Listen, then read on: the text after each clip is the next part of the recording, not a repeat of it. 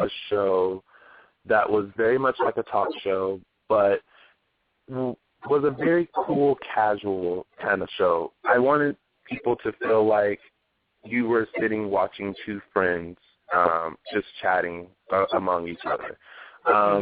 And the idea came about, I had started hosting charity events with the cast of Days of Our Lives, and I wanted to kind of continue capitalizing on my hosting skills. And I created Loungin With Tony for that, and also because I wanted friends back home to realize that these stars and celebrities that we see on a day-to-day basis, they're really just like us. They're normal people like us. They have struggles just like we do. They're different struggles, and they just have cool, better, high-paying jobs. But nonetheless, they're still, normal people. So I wanted to create a show that just allows people to kind of get to know these celebrities and different types of people in a very casual type of way, without trying to be like a Oprah or Wendy Williams or Ellen or, someone, like that. I just, or like a Barbara Walters who's trying to like pry in and get dirty secrets out of you. Just someone that you can kind of at the end of the interview say, I can relate to that person, or I feel a little more connected to that person, or I know a little bit more about that person. Yeah. I get that because that's how we do our show. As you can tell, we just act. We don't really, interrogate. So let's put it that way. We don't do that. Although we will kid around with some people and say, we're getting ready to grill you, so here goes. But no, we don't really do that. Now, I watched the promo that you have for your show, and I absolutely love it. It's really funny. It's well done. And you've interviewed so many awesome people. I absolutely love and adore Wayne Brady. What was it like talking with him? It was, first of all, I was so appreciative at the fact that I was able to interview him. I'm appreciative of anyone that I'm able to interview because these, they're very busy. And when they're able to sit down with me and just kind of chit-chat, it's awesome. I remember, shooting the interview with Wayne, and we did the interview at his loft. And there was a moment where I was just like, wow, this is Wayne Brady, and I'm getting a chance to interview Wayne Brady. And I said, thank you so much for being on the show. He was like, no, thank you for having me on your show. And I was kind of taken back because I was like, it was kind of like a no, thank you, no, thank you, no, thank you type of a thing. But he's a really, really nice guy. He's very down to earth. He's very hardworking too. Like he does everything. He's always worked. In fact, that day that we shot that interview, he was having auditions for a show that he was doing in Australia, I think. So he was like auditioning dancers and things like that for an upcoming show. And after the auditions, we had that interview. So, and ever since then, he's always doing all sorts of different things. So I admired that about him, and it was just an awesome time to be able to sit there and just talk to him. And there was no ego. There was no looking at the clock like, okay, like, can we wrap this up? It was just a very casual conversation that we had, and in the end, we had a really, really good interview that I think people were able to enjoy. That's wonderful. You are definitely very lucky, that's for sure, and he sounds so much fun. I'm curious what it was like for you interviewing Raven Simone, whom we love from Cosby Show and various others after that. Yeah.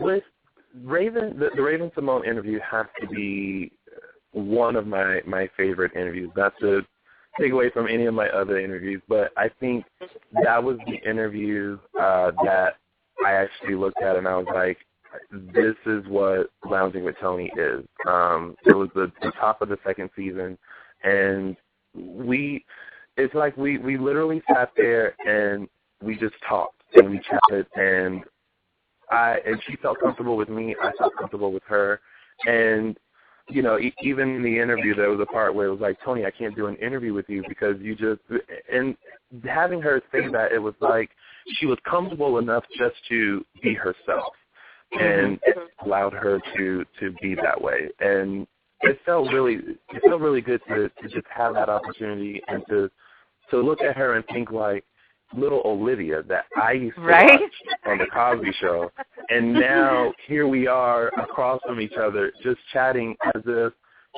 we were two very old friends. By the time we did the interview, I think I had known Raven for maybe about a month or so, and it wasn't until after that month that we had known each other that I had asked her if she would do the show.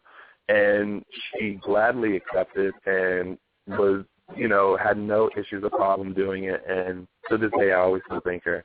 But it was just nice. It was nice to see that side of Raven, because she really is just, a very down-to-earth girl who has maintained in this industry for so long, and who doesn't have this big ego or doesn't, have like an entourage of people or anything like that. Like, she's just a very chill girl. So it was nice to have that chance and opportunity to interview her, and for the interview to go over so well with so many people. And call herself Janet Jackson. That intro is still my favorite. So, because I always, introduce them, and she's like Janet Jackson, and that's one of the things that always sticks out. And also at the end, when she changed the name of the show, she's like Hanging Tough with Susan Sarandon, and I'm like, I'm like, what? You're just gonna change the name of the show? What is going on? But that's just the playfulness of hers, and that's what I think. That's why we get along, because we're both just kind of playful and fun like that. So. Mm-hmm. Oh yeah, that's true. Yes, that was so much fun. I loved that interview, and that's wonderful to hear that she was just that down to earth and fun and easy going. I'm curious how you get whomever you interview. Of course, you've interviewed Days alums, but like, how do you go about getting your guests on your show? Sabina, he's not going to tell his secrets. Well, there's no secret. Honestly, it's very hard sometimes to land guests. Right. I normally will, take a chance and email managers, publicists, in hopes of getting a certain guest. And sometimes it's, not sometimes, oftentimes it's a no. But at least I'm thinking like I tried. And there are other times where, I have friends of friends who, like, for instance, Wayne, who I had met maybe once before. He was friends with a friend of mine, Jay Rodriguez, and Jay and I were talking. He was like, you should get Wayne on your show. And I was like, I would love to have Wayne on my show. So Jay put in the call to Wayne and got me in touch with Wayne again and worked that out for me. Raven, I met through mutual friends, and shortly after asked her, and she, thankfully did it. Casey Diedrich, I had already known from just being on the set of Days of Our Lives and doing a lot of stuff that I do with Days, and he was more than happy to do it. So sometimes it's either a friend of a friend, or sometimes that one manager or one publicist will say, sure, we'll do it. Let's work out a date and things like that. So it's kind of teetering between those two on how I get my guests. So I always just cross my fingers when I send an email and just say, please let this be a yes. Yes. And then you got to put it out of your head, because if you do that, if you wait for an answer, there's so many times you don't even get an answer back. So if you get a yes or a no, just be grateful you got that, even if it's a no. At least somebody paid attention to your email and took the time to say no. It's very true. And you know what? I'm thankful for any reply, even when it's a no. I'm just very happy, like, thank you so much for replying, you know, and not just, you know, have it lingering out there. You know, thank you for taking the time to read the email and either put me in touch with the right person or just say, you know what, it's not a good time right now. Even though it's a no, and some of my friends go, you know, are you okay? Like, you know, I know you really wanted that person. And I replied like with the, you know, it's fine. At least they replied. So at least now, you know, they've taken a look at it, and maybe later along down the line, maybe it will be a yes. But, you know, you never know until you try. That's what my mom always told me. You never know until you try. So I will boldly send out those emails and boldly wait for a reply. That's usually a no, but I will take that no, and I will see it as an accomplishment more than anything. You're so right. You are so right. I've been doing this, I co-hosted another show for probably 9 months and then started my own shows. So a couple of years now that I've been doing this. And, you know, if I've sent out 1,000 emails, I mean, that's probably putting it mildly. If I got back 10% answer of a yes or a no or a maybe or later, that's saying a lot too. So, you know, that's why you cherish the answers you get, no matter what they are. They're not lingering out in outer space somewhere. So that's why I always wonder what happened to them. So now, with your interviews, you don't have an actual studio, right? You go to the different places, the different locations and meet up, or how does that work? No. And not having a studio is done on purpose. I want each episode to be catered towards that guest so that they feel comfortable, so that when we watch the episode is specifically for them. My interview with Casey Diedrich, you know, we filmed in a skateboard park, and that was relatable to him and something that he enjoyed doing that maybe many people didn't know that he enjoyed doing.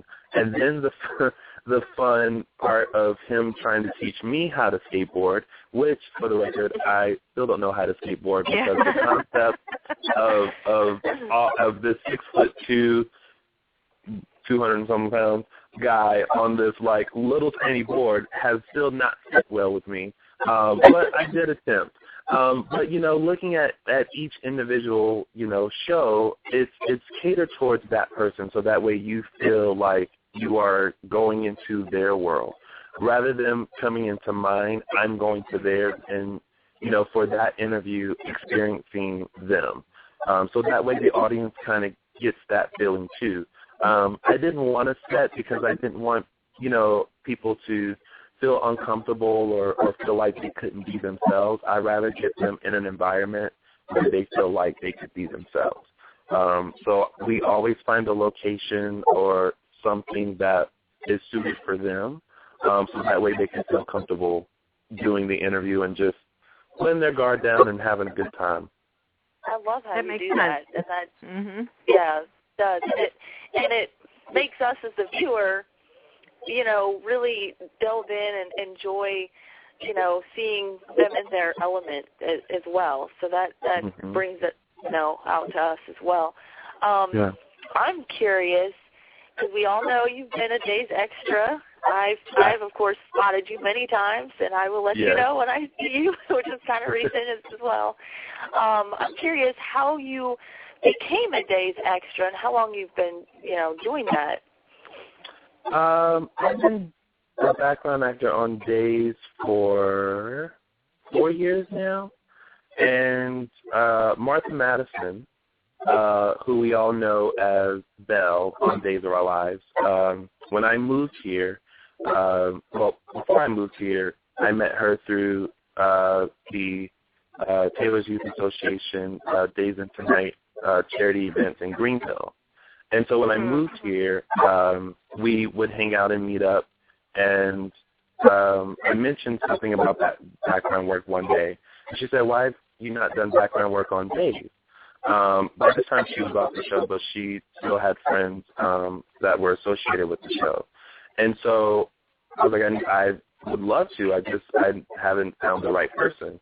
So I emailed my photo and resume to a friend of hers, Cherie, who then passed it on to the extras casting director.